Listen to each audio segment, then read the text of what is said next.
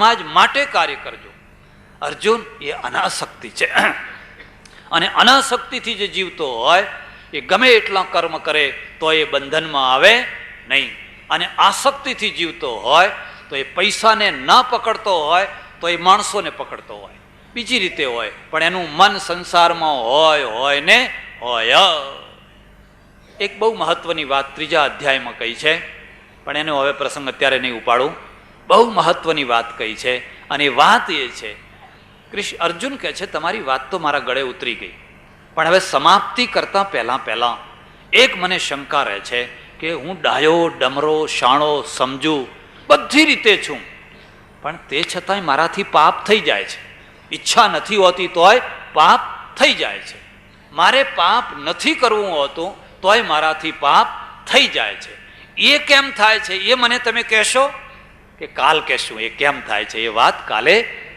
કૃષ્ણ કનૈયા રામચંદ્ર ભગવાન ઉમાપતિ મહાદેવ પવન સુત હનુમાન સનાતન ધર્મ સદગુરુદેવ ઉમિયા માત કી નમઃ પાર્વતી પતે હર હર મહાદેવ. રામ જય રામ જય જય રામ.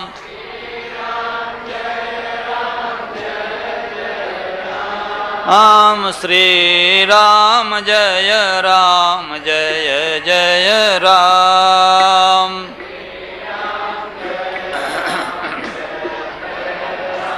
રામ શ્રી રામ જય રામ જય જય રામ.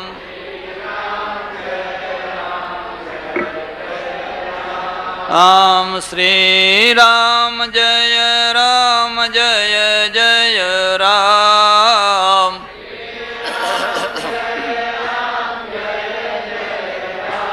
રામ શ્રી રામ જય રામ જય જય રામ. રામ શ્રી રામ જય રામ જય જય રામ.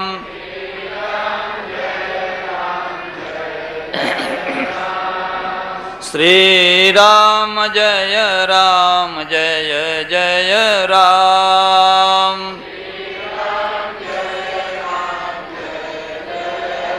રામચંદ્ર ભગવાન કી.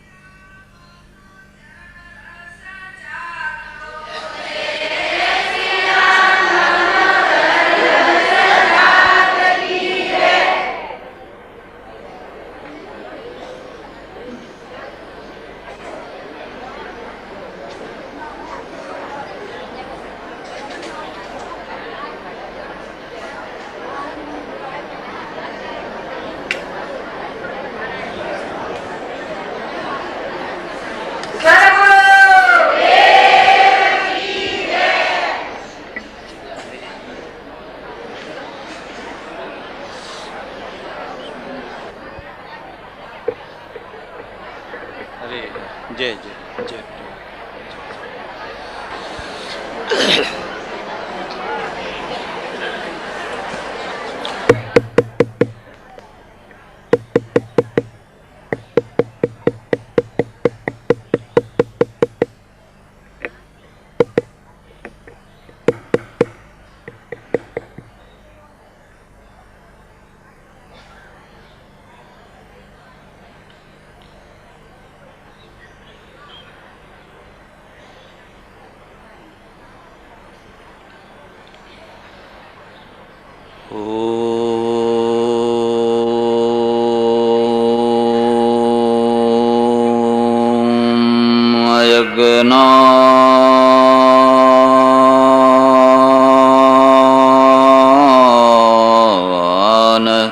तिमिरान्धस्य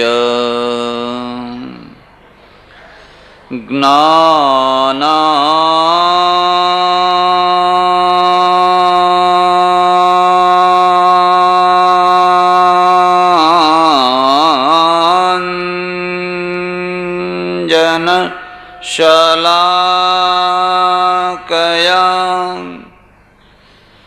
चक्षुरुन्मीलितं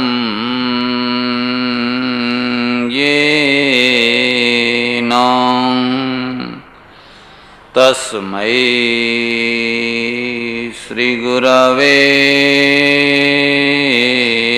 नमः. मूकम्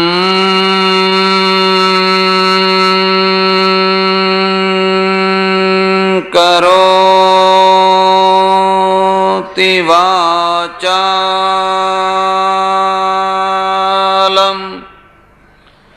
पंगुं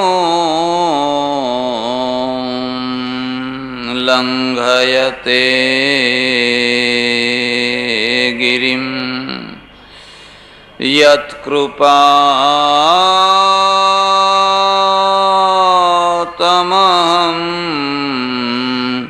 वन्दे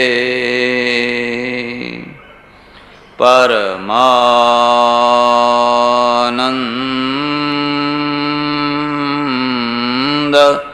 माधवम्.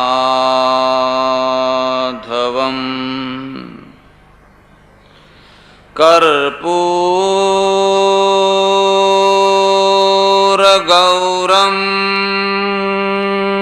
करुणावतारम्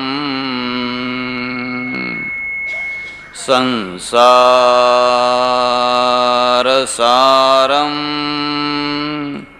भुजगेन्द्रहारं सदा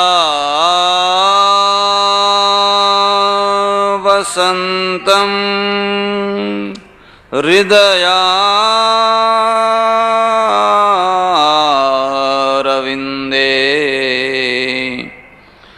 भवं नमा भवं भवानी सहितं नमामि. ॐ नमो भगवते वासुदेवाय.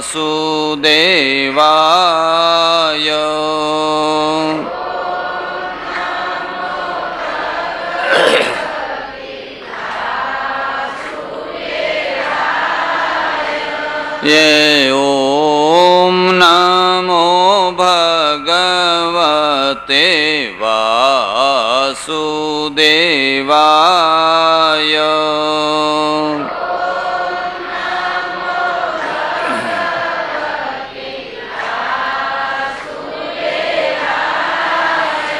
ये ओम नमो भगवते वासुदेवाय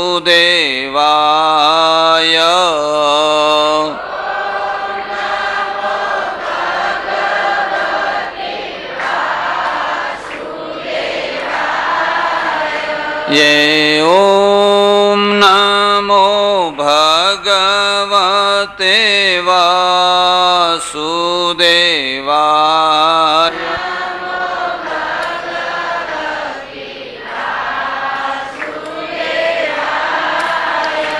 ये ओम नमो भगवते वासुदेवाय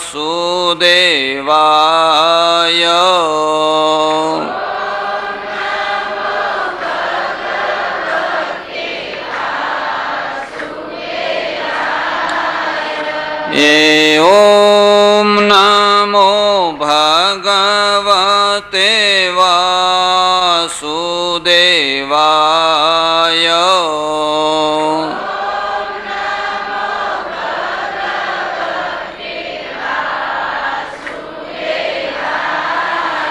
ये ओम नमो भगवते वासुदेवाय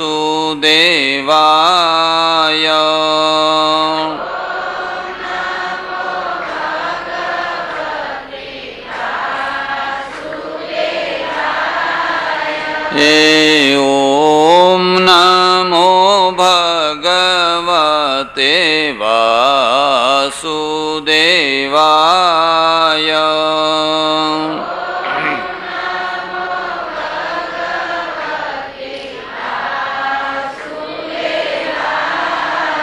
ये ओम नमो भगवते वासुदेवाय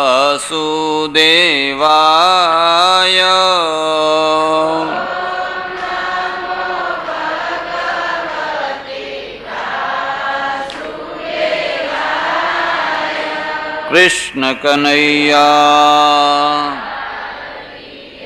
रामचंद्र भगवान उमापति महादेव पवन सुत हनुमान की सनातन धर्म की सद्गुरु देव की उमिया मात की नमः पार्वती पते हर हर महादेव हर।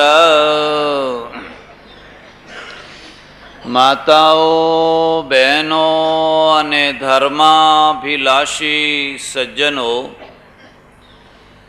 શ્રીમદ ભગવદ્ ગીતા કર્મની વ્યવસ્થા કરનારો ગ્રંથ છે.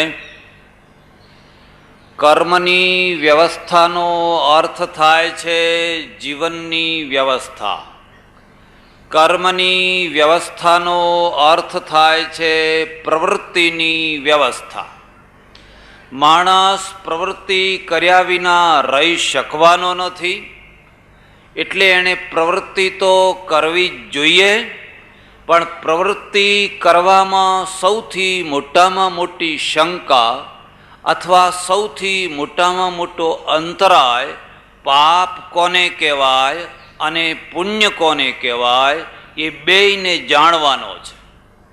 માણસ જો પાપને જાણે તો પાપથી દૂર થાય, અને જો પુણ્યને જાણે તો પુણ્યમાં પ્રવૃત્ત થાય. એટલે ભગવદ્ ગીતા જ નહીં પણ દુનિયાના એકે એક ધર્મગ્રંથોને અને ધર્મોને તમે જોશો તો ખ્યાલ આવશે કે પ્રત્યેક ધર્મ પાપ અને પુણ્યની વ્યાખ્યા કરતો હોય છે. પાપ અને પુણ્યની વ્યાખ્યા કર્યા વિના ધર્મનું સ્વરૂપ સ્પષ્ટ થાય નહીં. પણ આશ્ચર્ય એટલું મોટું છે કે દુનિયાના તમામે તમામ ધર્મો પાપ અને પુણ્યની બાબતમાં એકમત થતા નથી.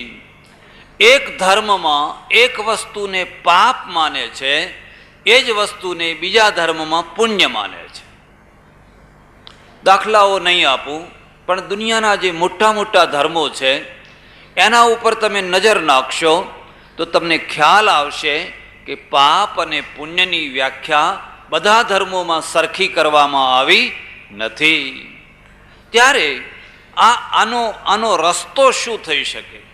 સૌ પોતપોતાની વ્યાખ્યામાં સંતુષ્ટ છે, પણ કોઈ માણસ એવો હોય જે બધા પંથોથી સંપ્રદાયોથી ઉપર ઉઠેલો હોય, અને એવો માણસ જ્યારે પાપ અને પુણ્યની વ્યાખ્યા કરવા, સ્પષ્ટતા કરવા નીકળે ત્યારે એના સામે કેટલાક ગંભીર પ્રશ્નો છે. અને આ પ્રશ્નો મહાભારતમાં પાંડવોના પાસે પણ હતા. જો તમને ખબર હોય તો મહાભારતમાં એક બહુ પ્રસિદ્ધ કથા છે. એ કથાનું નામ છે યક્ષકથા. પાંડવો, દ્રૌપદી, કુંતા આ બધા વન ભોગવી રહ્યા છે, વન વિચરી રહ્યા છે, દુઃખી થઈ ગયા છે પારાવાર. એમાં એક દિવસ એવો આવ્યો, પાણી જ ના મળે. સવારથી નીકળ્યા, ખાવાની વાત તો એક તરફ રહી, પણ પાણી જ ના મળે. હમણાં કંઈ પાણી આવશે, કોઈ સરોવર આવશે, કોઈ નદી આવશે, કોઈ કૂવો આવશે, કોઈ વાવ આવશે. ચાલ કર્યા, પણ પાણીનું ટીપુય કંઈ નજરે પડ્યું નહીં. અત્યારે તો ઘણો સારો જમાનો છે. આપણે બધા પહેલાનો જમાનો કહીએ છીએ. અત્યારે તમે 2 ખેતર ચાલો એટલે પાણી. કોઈ તરસે મરી જાય, પાણી જોવા ના મળે કોઈ જગ્યાએ. પછી તો પ્રાણ જાય એવી સ્થિતિ થઈ ગઈ. એટલે એક માણસ એમાં ડાહ્યો, એને થયું કે ઝાડ ઉપર ચડીને જોવા દે, કંઈ દૂર કોઈ જગ્યાએ પાણી દેખાય છે. એટલે એક ભાઈ છે એ ઝાડ ઉપર ચડ્યો અને આમ દૂર નજર કરી તો પેલા જળચર પક્ષીઓ ઉડતા હતા. જળના પક્ષીઓ હોય ને એના ઉપરથી આશરો કર્યો કે એટલામાં કોઈ જગ્યાએ પાણી હોવું જોઈએ. કુદરતની કેવી વ્યવસ્થા છે! અરે બલિહારી છે. રણમાં, કચ્છનું રણ નહીં, સહારાનું રણ, જ્યાં પાણી જ નથી ત્યાંય જાનવરો રહે છે, ત્યાંય જ સર્પ રહે છે, ઉંદર રહે છે, દર કરીને વગર પાણીએ. એની વ્યવસ્થા કરી છે કે નથી કરી? અને અમુક પ્રકારની વનસ્પતિઓ ઉગે છે, અમુક પ્રકારની બિલકુલ પાણી વિના. જે ઉપર જે ઠાર પડે ને પરોડીએ, એ ઠારમાંથી જીવન મેળવે છે અને ઉગે છે વનસ્પતિ. ગજબની વ્યવસ્થા. આપણે પાણી વિના રહી નથી શકતા, પણ એ રણની અંદર રહેનારા પ્રાણીઓ પાણી વિના જ રહે છે, પાણી પીતા જ નથી, હવામાંથી પાણી મેળવે છે. આપણા ત્યાં એક કહેવત છે ને કે યોગીઓ હવા ભક્ષણ કરે, એ ખોટી વાત નથી. માછલી છે એ પાણીમાંથી પ્રાણવાયુ મેળવે છે, પાણીમાં ઓક્સિજન છે એમાંથી એ મેળવે છે. એમ રણમાં રહેનારા નાના પ્રાણીઓ છે ને એ વાયુમાંથી જીવન મેળવે છે. વાયુમાં પણ એ જ છે અને એ જ ને મેળવીને જીવે છે. તો ઝાડ ઉપર ચડ્યા અને ચડીને જોયું તો દૂર કોઈ પક્ષીઓ ઉડી રહ્યા છે. એટલે કહ્યું, પક્ષીઓ ઉડી રહ્યા છે, નાના ભાઈને મોકલ્યો, જાઓ ઘડો લઈને જા, જલ્દી પાણી ભરીને આવો. એટલે ગયો ખરો, પણ આવ્યો નહીં, વાર લાગી. એટલે બીજાને મોકલ્યો, એ ના આવ્યો. એટલે ત્રીજાને મોકલ્યો, એ ના આવ્યો. એટલે ચોથાને મોકલ્યો, એ ના આવ્યો. એટલે યુધિષ્ઠિર પોતે ગયા. આ થયું શું? 4 ભાઈઓ ગયા પણ હજુ સુધી આવ્યા નહીં. યુધિષ્ઠિર જાતે ગયા અને જઈને જુએ છે જળના કિનારે તો 4 ભાઈઓ મળદા થઈને પડેલા છે, મરેલા પડેલા છે. પણ તરસ એટલી જોરથી લાગી છે ને કે આ મળતા પછી પહેલા પાણી પીવા દે. આવેગો કોઈના સગા નથી થતા, નોટ કરી લેજો. તૃષા, ભૂખ વગેરે વગેરે જે આવેગો છે ને એ કોઈના સગા નથી થતા. સગો છોકરો મરી ગયો હોય ને પણ તરસ લાગી હોય, ભૂખ લાગી હોય તો તરત જ એમ થાય કે પહેલાં ખાઈ લેવા દે ને પછી બીજાને સમાચાર આપવા દે ને. હમણાં લોકો ભેગા થશે તો પાછા કંઈ ઠેઠ 2 દાડે ખાવાનો વારો આવશે. હજુ તો સગા વાલા બધા ભેગા થશે ત્યાં સુધી પછી ખવાશે. એટલે ખોબે ને ખોબે પાણી પીવા માટે એ પેલા સરોવરમાં આગળ ગયા ને આમ હાથ લાંબો કર્યો ને ત્યાં આકાશવાણી તો, એ યુધિષ્ઠિર ઉભો રહે, ખબરદાર જો પાણી પીધું તો જે આ 4ની દશા થઈ એવી તારી થશે. આમ જોયું કોણ છે, કોઈ દેખાતું નથી. પેલાએ કહ્યું હું યક્ષ છું અને મારા 5 પ્રશ્નોના જો જવાબ આપે તો તારા ભાઈઓને જીવતા કરી આપું, નહીં તો જે ભાઈઓની દશા થઈ એવી જ તારી દશા થઈ જાય. યુધિષ્ઠિર કે ભાઈ પૂછો ત્યારે, હવે જીવવું તો છે ને જીવાડવાય છે. એની યક્ષ કથા કે છે ઘણા પ્રશ્નો પૂછ્યા છે. એક પ્રશ્ન સમજવા જેવો છે પણ વિષયાંતર નહીં કરું. તમારા જીવનને સ્પર્શતા બધા પ્રશ્નો છે. કો મોદતે કિમાશ્ચર્યમ કહ પંથા કાચવાર્તિકા ઉત્તરમ દેહી મે રાજન મૃતા જીવંતુ બાંધવા. પહેલામાં પહેલો પ્રશ્ન છે કો મોદતે, આ દુનિયામાં આનંદથી કોણ રહે છે? જ્યારે જુઓ ત્યારે એના ચહેરા ઉપર હાસ્ય હોય એવો કયો માણસ છે? અમારે ત્યાં એક આવડી છોકરી આવે છે, જ્યારે જુઓ ત્યારે હસતી ને હસતી જ હોય. એનું મોઢું તે હસવાનું બહાર આમ ફૂટી નીકળતું હોય તે દબાઈ રાખ્યું હોય. આમ જોર કરીને બહાર નીકળી જતું હોય ને એ જોર કરીને નીકળતું જે હસવું છે ને એને દબાવી ના આવ્યું હોય. હું કહું નીકળવા દે જરા બહાર નીકળવા દે. એટલી જ્યારે જુઓ ત્યારે હસતી ને હસતી. હવે આ એક કુદરતી ચહેરો છે ને, અને કેટલાક લોકો તમે જુઓ તો જ્યારે જુઓ ત્યારે બસ જાણે 7 જન્મના માવતર મરી ગયા હોય. પણ જરાક તો કંઈક હસો, જરાક તો ચહેરા ઉપર ખુશી આવવા દો. ઉતરેલો ચહેરો હોય.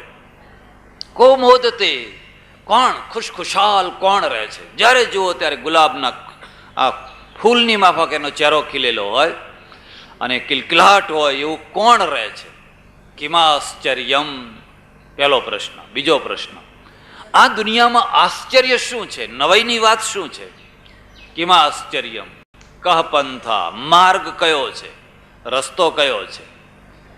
કહ પંથા કાચ વાર્તિકા, અને નવા જૂની વાર્તા શું છે? કંઈક વાતચીત, વરસાદના કંઈક વાવડ છે કે નહીં? આ પેલા વર્તારાવાળા કંઈ કહે છે કે નહીં વરસાદ આવશે કે કેમ થશે કે શું થશે? ઉત્તરમ દેહી મે રાજન, હે રાજન મને ઉત્તર આપ 4 પ્રશ્નોના. મૃતા જીવંતુ બાંધવા, તારા મરેલા ભાઈઓને જીવાડી દઈશ, નહીં તો જે એમની દશા થઈ એ તારી પણ એ દશા થશે. પછી યુધિષ્ઠિર છે ને એક પ્રશ્નનો ઉત્તર આપે છે, યાદ રાખવા જેવો ઉત્તર છે. મહાભારતની આ કથા છે.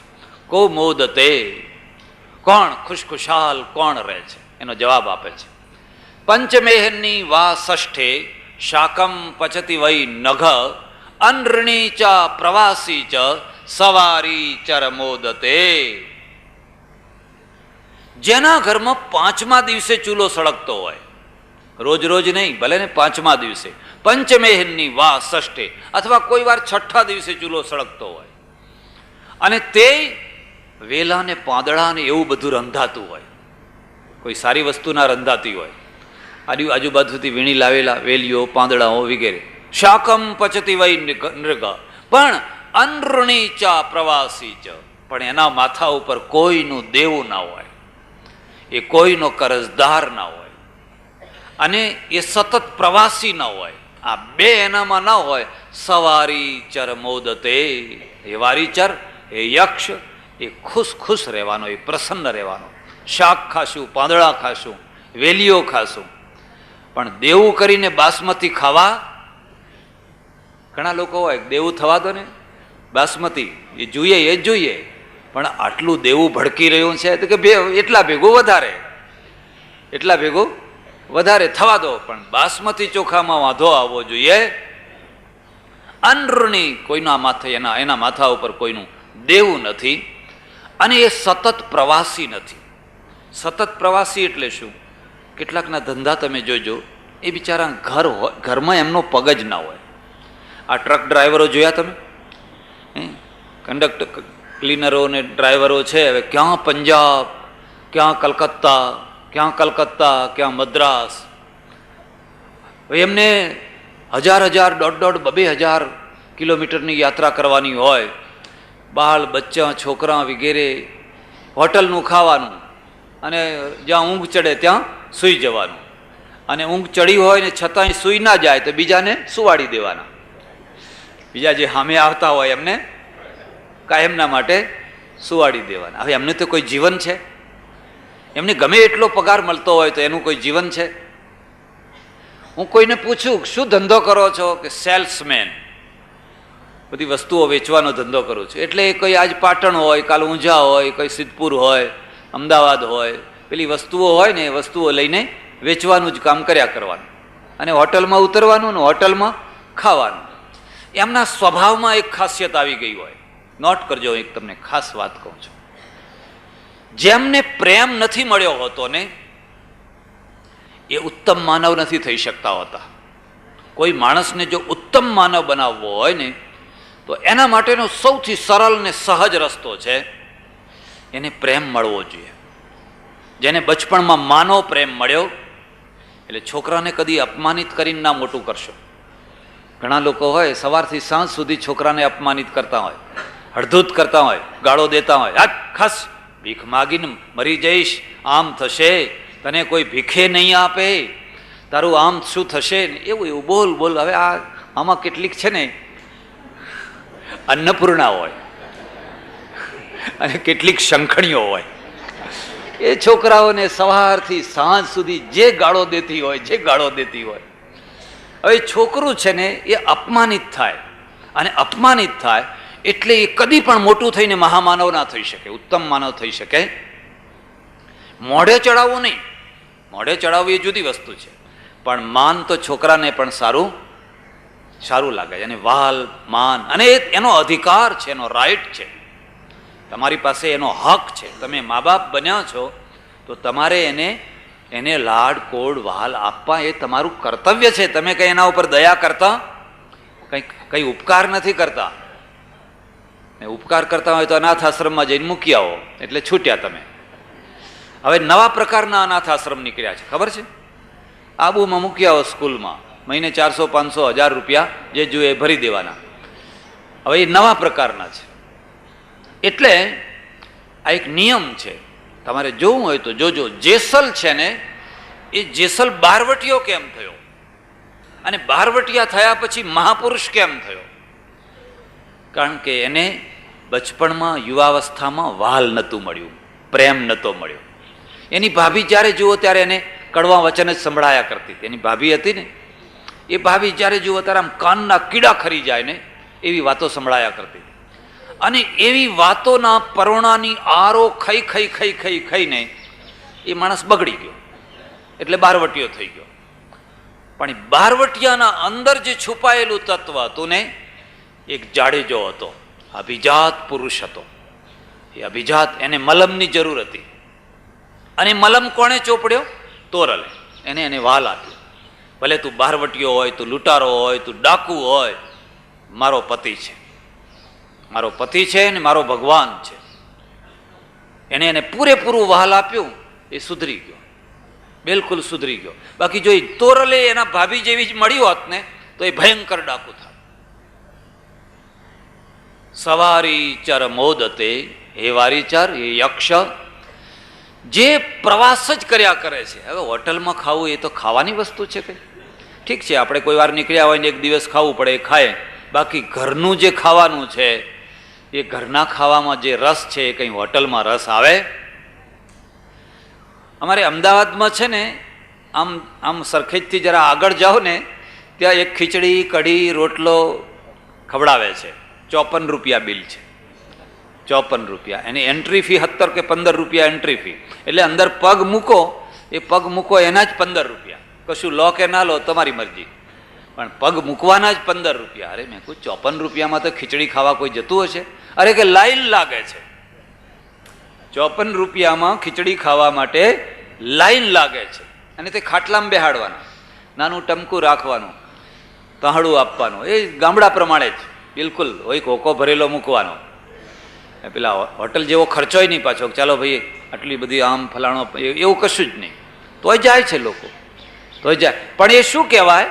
એ એક દિવસ માટે જાય. મેં કહ્યું 54 રૂપિયામાં તો આખા ઘરની ખીચડી થાય ને, અંદર અડધો કિલો ઘી નાખો ને તો શીરો એના આગળ પાણી ભરે એવી ખીચડી થાય. પણ એ આ તો શું કે લોકો ઘરથી થાક્યા હોય ને એટલે એક દિવસ જાય.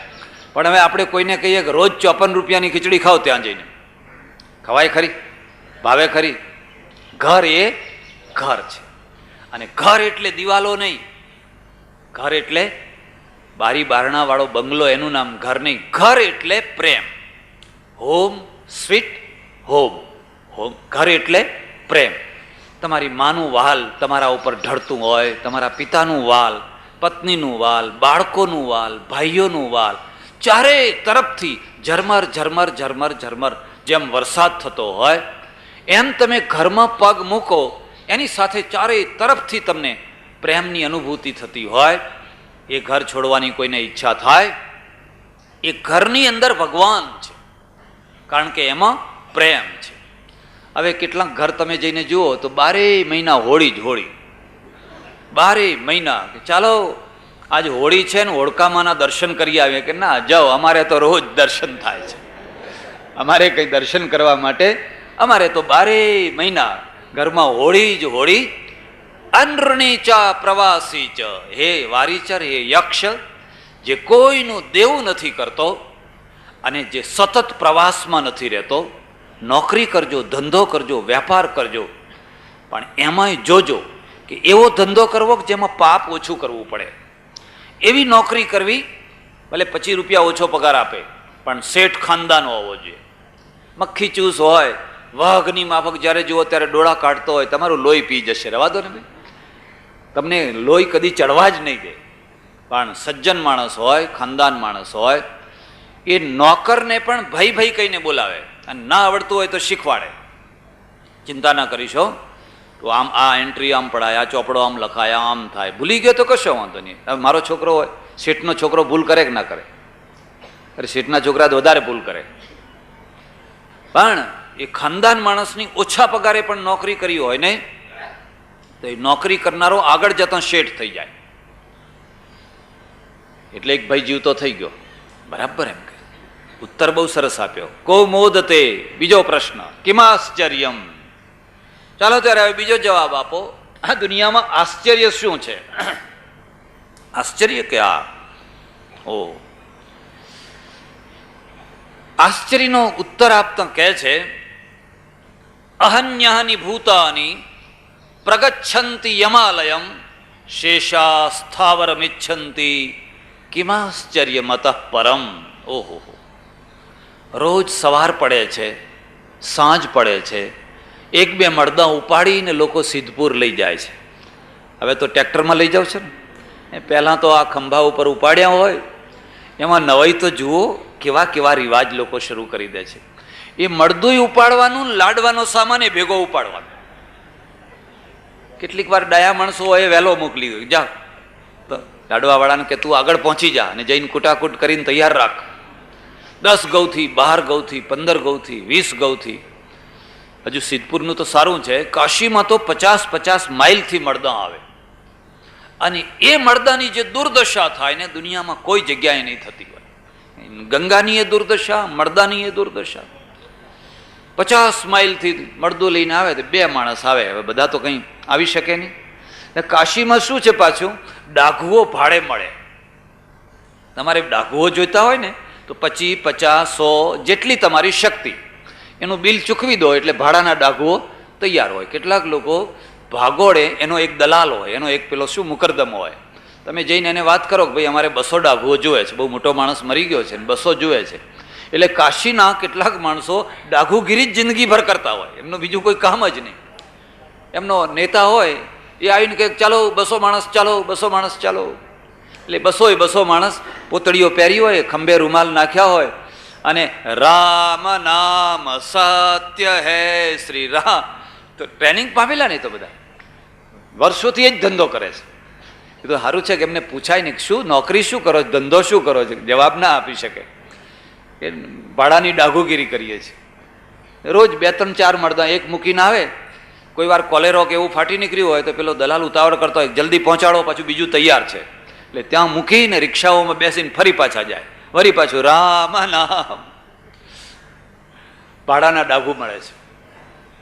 પછી અહીંયા આવું છે એવું જ નહીં હો, ઇંગ્લેન્ડમાં ને અમેરિકામાં એવું છે, ત્યાંય આવું છે. તમને નવાઈ લાગશે. એક માણસ હોય, એકાકી હોય, ડોસી હોય, ડોસો હોય, વૃદ્ધાવસ્થામાં ત્યાં એકાકી રહી જાય માણસો. ત્યાંની સમાજ વ્યવસ્થા આપણે સમજી નથી શકતા, આપણા ગળે ઉતરતી નથી, માણસ એકલો રહી જાય. એટલે 75 વર્ષે પણ લગ્ન કરે. ડોસી ડોસો 75 વર્ષનો હોય ને તો એ લગ્ન કરે, અને લગ્ન કરે તો એના છોકરાના છોડીઓના છોકરાના છોકરા બધા લગ્નમાં આવે પાછા. એમ નહીં કે અરે અમે હવે દુનિયાને શું મોઢું બતાવશું ને આને એ નહીં. એ એમના છોકરા 3 પેઢી ભેગી થઈ હોય, છોડીની છોકરાની 3 પેઢી, અને એમના મમ્મી ને હોય ને પેલા દાદા દાદી, એમને બધાને ફૂલ આપે, તમારું દાંપત્ય સુખી રહે એમ બધા આશીર્વાદ આપે પાછા.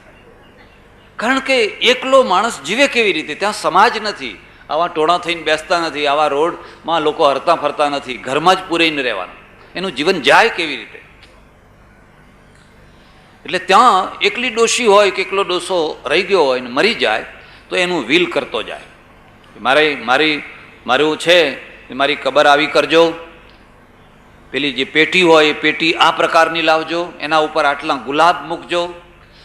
એક મૃત્યુની વ્યવસ્થા કરનારી સંસ્થા હોય, અને મૃત્યુની વ્યવસ્થા કરનારી સંસ્થામાં પહેલે જ એની નોંધાઈ આવી હોય, જો હું મરી જાઉં તો મારી આ રીતની બધી વ્યવસ્થા કરજો, એનો ચાર્જ બધો ભરી દેવાનો, $100, $200, $500, જે પ્રકારની તમારે વ્યવસ્થા કરવી હોય એ પ્રકારની.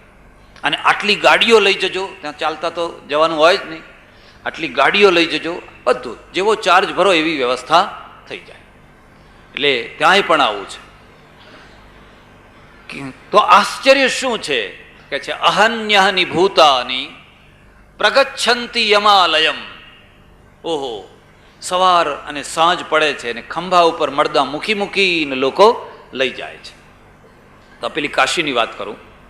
પછી શું કરે, એને ચિતા ઉપર મૂકે મરદાને, અને 50 માઇલથી આવ્યો હોય, ભૂખ્યો હોય, ઉતાવળો હોય, એટલે આગ લગાડી અને પેલા જે ત્યાંના હોય ને સ્મશાનના માણસો, એ બધાને કે એ જ કે તમે તાર જાઓ, એ તો અમે બધું જોઈ લઈશું. અને પેલો જો આમ ખસ્યો નહીં કે તરત જ પાણી નાખી દે, લાકડા ઓલવી નાખવા માટે. અને પેલું અડધું પા ભાગનું બળેલું મળતું હોય એને પાણીમાં પરદેશીઓ ફોટા પાડે. આ ફોરેનરો જે આવ્યા હોય ને એ કેમેરાથી ફોટા પાડતા હોય ને ત્યાં બતાવે કે જુઓ આ ભારતમાં મરદાની કેવી દુર્દશા થાય છે. અને આવા 2-5 મરદા ગંગામાં તરતા હોય, એના ઉપર પક્ષીઓ બેઠા હોય ચાંચો મારવા માટે. અને એ મરદા જે તરતા હોય કેટલીક વાર તો આપણે નાતા હોઈએ ત્યાં સુધી આવી જાય, તો આ બીજા લોકો આચમન કરતા હોય, ગંગે હર યમુને હર ફલાણા કરીને આચમન કરતા હોય ને નાતા હોય ને કોગળા કરતા હોય ને પેલા લોકો પરદેશમાં બતાવે કે આ જુઓ, તો એમને અરેરાટી થઈ જાય કે આવું પાણી પીવે છે, આવા પાણીમાં તો નવાય નહીં. પણ આપણી આંખ ઉગડતી કોઈ કાશી એટલે કાશી, બસ કાશીમાં બાળ. અમારા એક ડોહા હતા, તે હું રહું ગામડામાં, મારી પાસે ચહેરો ઉતરેલો લઈને આવે. મેં કહું તમારો ચહેરો હમણાં બહુ ઉતરેલો છે. કે બાપજી હવે હું લાંબો ટાઈમ ખેંચું એવું લાગતો, તો એમાં કશો વાંધો નહીં, 4થી પેઢી છે, વાડી લીલી વાડી છે, હવે શું તમને ચિંતા છે? મને એ ચિંતા નથી. ત્યારે શું ચિંતા છે? મને એ ચિંતા છે કે મારા હાડકાં સિદ્ધપુર પહોંચાડશે કે નહીં. હવે આત્માની ચિંતા નથી, આત્મા ક્યાં જશે? મારા હાડકાં સિદ્ધપુર પહોંચાડશે કે નહીં એની મને ચિંતા છે. અરે મેં કહું જવા દો ને હાડકાની વાત, હું તમને ભલામણ કરું છું. આજ મારી વાત નહીં માનો તો 10 વર્ષ પછી તમે માનશો. પણ ગામે ગામ પોતાના સ્મશાન બનાવો. હવે સિદ્ધપુર જવાની કોઈ જરૂર નથી. શું કામ દુઃખી થાવ છો? એમાં કોઈ સદગતિ કે અસદગતિનો પ્રશ્ન જ નથી. અહીં ઊંઝામાં સરસ મજાનો બગીચો બનાવો, અને પેલી લોખંડની એ બનાવીને ચિતા બનાવો, ત્યાં 200 મણ 500 મણ 1000 મણ લાકડાનો કોઠાર બનાવો અને સરસ પૂતળા મૂકો, જેમ જામનગરમાં છે એવી રીતે. પછી માણસો એક સાથે નહીં શકે એવા નળ મૂકી દો.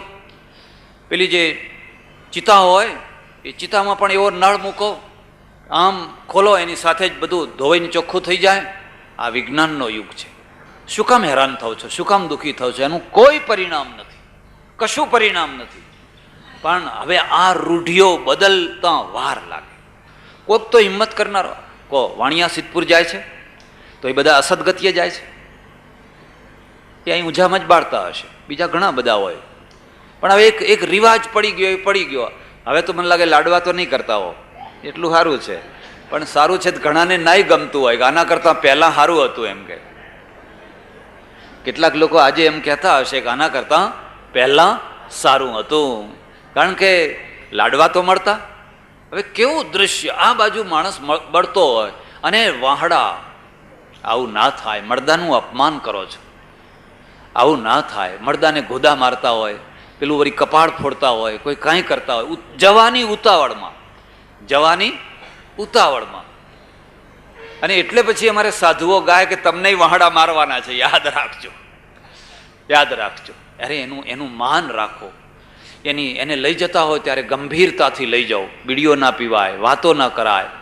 આ તો કેટલાક બીડા ફૂંકતા હોય, પાછળવાળા વાતો કરતા હોય, કંઈ બીજી વાતો થતી હોય, ત્રીજી વાતો થતી હોય ને એની કોઈ ગંભીરતા નહીં. તમે શોકના પ્રસંગમાં ગયા છો, અને શોકના પ્રસંગમાં ગયા છો તો બિલકુલ તમારા ચહેરા ઉપર, તમારી ચાલ ઉપર, તમારા વર્તન ઉપર શોકની નિશાની દેખાવી જોઈએ. તો ઘણા તો ખીખી કરતા જતા હોય છે. આગળ પેલું મળતું જતું હોય અને પાછળ બધા હસતા જતા હોય છે. તમને મળદું કાઢતા નથી આવડતું, મળદું બાળતા નથી આવડતું. હવે વિજ્ઞાનનો યુગ છે. એવી વ્યવસ્થા કરો કે ઓછામાં ઓછા લાકડે અને ઓછામાં ઓછા ટાઈમે બિલકુલ મળદું બળી જાય. આટલું હાડકું ના રહે એવું કરી દો. અને હવે એ બધા હાડકાં કંઈ હરની પેઢીમાં પધરાવવાની કોઈ જરૂર નથી. લઈને અહીં જજો ને હવે ગયા જાઓ એટલે શ્રાદ્ધ કરવું જ પડે, ફલાણે જાઓ એટલે શ્રાદ્ધ કરવું જ પડે. જાતે જ શ્રાદ્ધ કરીને મરજો. અને છોકરાઓને કહેજો કે મારા પાછળ કંઈ કરવાની જરૂર, મેં મારું શ્રાદ્ધ કરી લીધું છે, હું મારા ઘરની વાત નથી કરતો. એક ડોહા અને બહુ લોભિયા, અત્યંત લોભિયા ડોસા મરી ગયા. પણ કહેતા ગયા ગમે એમ થાય પણ મારા હાડકાં છે એ હરિદ્વારમાં પધરાવજો.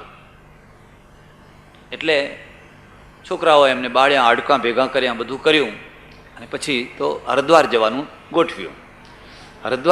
ગોઠવ્યું. એટલે એને એમની સાથે એક વાળંદ લઈ જવો પડે ને. આ તો પેલી બધા રિવાજ એટલે બંને જણા ચાલ્યા તો ખરા.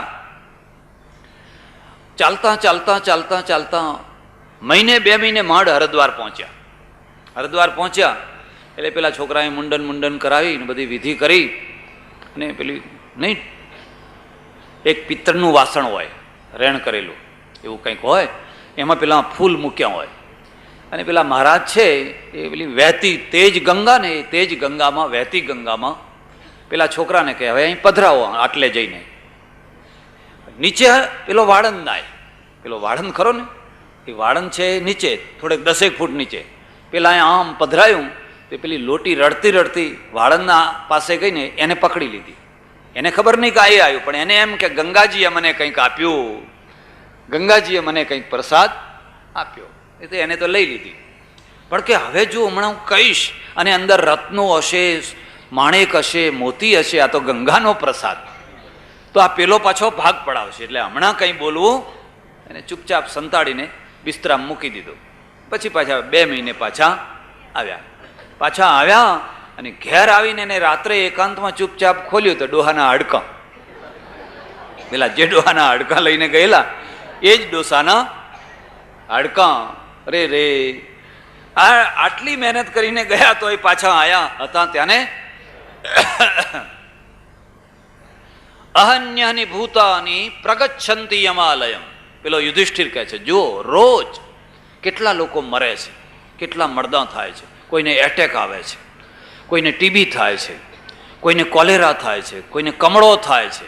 આવું શરીર થઈ જાય, લાલ ઘૂમ ચમકતું હોય અને કમળો થઈ જાય અને કમળામાંથી કમળી થઈ જાય. એનો ચહેરો તો તમે જુઓ. પ્રગચ્છંતી યમાલયમ, અને પેલામાં ખંભા ઉપર મૂકી અને રામ રામ બોલતા બોલતા જઈને બધા વિધિ કરી આવે છે. શેષા સ્થાવરમ ઈચ્છંતી, પણ બાકી જે રહી ગયેલા માણસો છે ને એ સ્થાવર, આપણને કંઈ વાંધો આવવાનો. એમને પૂછો તમારો વારો ક્યારે આવશે, હજુ 10-15 વર્ષ તો વાંધો આવે એવું લાગતું. જુવાનોની વાત નથી કરતો. મારા એક ઓળખીતા 80 વર્ષના ડોસા, એ ડોહાને મેં કહ્યું કે હવે 80 થયા, જે કરવું હોય કરી લો, જે કંઈ વ્યવસ્થા કરવી હોય એ કરી લો. મને કે 10 વર્ષ હજુ આપણને વાંધો આવવાનો. મારા સામે છાતી ઠોકીને વાત કરે, શું વાત કરો છો? હા, 10 વર્ષ હજુ વાંધો આવવાનો નથી. મેં કહું મને તો કાલની ખાતરી નથી ને તમને 10 વર્ષનો ભરોસો છે કે હા. અને બન્યું એવું, 6 મહિના પછી જ એટેકમાં મરી ગયા. 6 મહિના પછી જ. હવે જે 10 વર્ષની ગેરંટી આપતા હતા એ 1 વર્ષની પણ ગેરંટી પૂરી કરી શક્યા. કિમાશ્ચર્ય મત પરમ, આનાથી વધારે આશ્ચર્ય શું કહેવાય?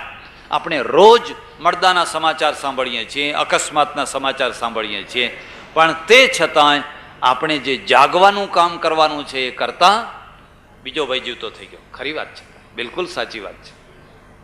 કા વાર્તા, ત્યારે હવે દુનિયામાં જે વાત ચાલતી હોય ને, કંઈ નવા જૂની વાર્તા ચાલતી હોય એ જરા સંભળાવો એમ કે એ તો બહુ સરસ વાત ચાલે છે. એ કે છે પૃથ્વી વિભાંડમ ગગનમ પિધાનમ માસરતુ દર્વી પરિઘટ્ટનેન ભૂતાની કાલહ પચતીતિ વાર્તા. કે આ પૃથ્વી છે ને એ પૃથ્વીનું કડાયું બનાવ્યું છે યમરાજે. કાલ આ પૃથ્વીનું મોટું કડાયું બનાવ્યું છે. તમારે 50 મણનો લાડુ કરવાનો હોય, 55 મણનો લાડુ કરવાનો હોય, શીરો કરવાનો હોય તો નાના કડાયાથી કામ ચાલે, મોટા મોટા કડાયા. જો કે અહીં તો ઘાણ કરતા હોય ને એટલે એક ઘાણનું કડાયું રાખે. પણ હરિદ્વારમાં ઋષિકેશમાં તમે જોજો, એક કડાયું એવું છે કે અંદર ઉતરવું હોય તો સીડી મૂકવી પડે. 5 પગથિયાની સીડી મૂકો ત્યારે અંદર ઉતરાય, એવડું મોટું કડાયું છે. 5 પગથિયાની સીડી કેવડું મોટું હશે. પૃથ્વી છે ને એ પૃથ્વી એક મોટામાં મોટું કઢાયું છે. પૃથ્વી વિભાંડમ ગગનમ પિધાનમ, અને એના ઉપર આ ગગન છે ને એનું ઢાંકણું બનાવી દીધું છે. કડાયાના ઉપર ઢાંકી દીધું છે. અંદર ભર્યું છે શું? તો અંદર બધા માણસોને ભર્યા છે. બધા બિરલા, ટાટા, રોકફેલર, ફોર્ડ વગેરે વગેરે વગેરે, ગરીબ, ભિખારી, બધાને અંદર પૂરી દીધા છે ભગવાન. કરોડો અબજો માણસોને. પછી નીચે લાકડા લગાડ્યા છે. શાના લાકડા લગાડ્યા છે? માસ ઋતુ દરવી પરિઘટ્ટનેન. માસ, ઋતુ, વર્ષ, કાળ, એ બધા લાકડા નીચે લગાડ્યા છે. આધિ, વ્યાધિ ને ઉપાધિ, ભાડ ભાડ ભાડ ભાડ ભાડ નીચે લાકડા લગાડ્યા છે. અને પછી પેલો કાળ છે ને યમરાજ, એ કાળ નામની જે કળછી છે ને એ કળછી તાવીથો લઈને ઊભો છે અને હલાયા કરે છે. બધાને પકવ્યા કરે છે. પાકો એમ કે પાકો પકવ્યા કરે છે. આવડું છોકરું કાલ હતું, આવડું છોકરું. એટલે આપણે કહીએ કે હજુ જરા કાચું કહેવાય. હો, હજુ એની બુદ્ધિ કાચી કહેવાય. 12 વર્ષનું થાય તોય આપણે શું કહીએ? હજુ જરા કાચો કહેવાય. અને 20-25 વર્ષનો થાય એટલે કે હવે કંઈક થોડોક સમજદાર. 40-50નો થયો તો હવે પ્રૌઢ કહેવાય. પકવી નાખ્યો પેલા એ માસર તુ દરવી પરિઘટ્ટનેન. અને જુઓ તો ખરા, જ્યારે આમ હલાવે છે